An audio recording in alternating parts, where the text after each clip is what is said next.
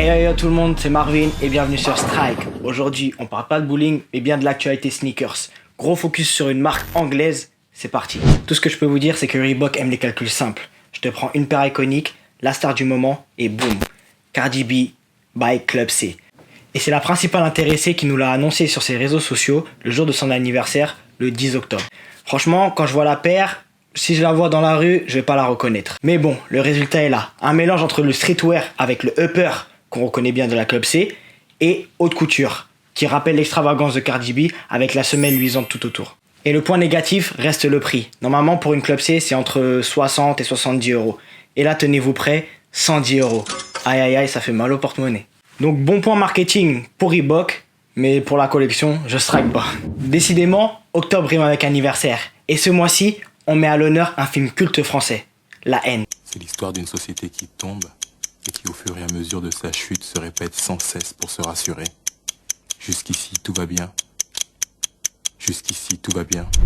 25 ans d'anniversaire, ça se fête quand même. Et à l'occasion, Reebok a sorti une collection où tu peux retrouver 3 paires du film, la Classic Laser OG, la NPC Quest OG et la NL Paris qui est une de mes favorites.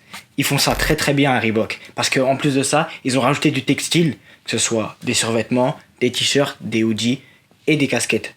La panoplie quoi. Reebok s'est démarqué avec un aspect social. Une vente aux enchères a eu lieu où plusieurs produits ont été vendus et l'intégralité des dons ont été reversés à une association. Cette association œuvre pour l'éducation et l'insertion des jeunes à l'emploi. Elle a été choisie car elle est située sur un des lieux de tournage du film La Haine. Gros film, but social, première collection, ça on aime, donc je strike. Et pour finir, je tiens à féliciter Reebok.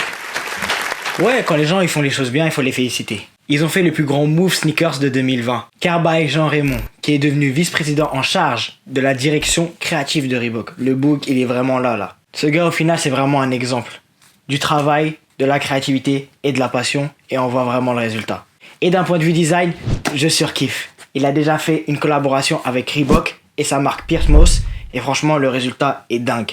Donc je suis impatient de voir la suite. Jeune, haïtien, activiste, comme on a pu le voir avec le mouvement Black Lives Matter, qui collabore avec une marque comme Reebok, ça chez nous, on strike.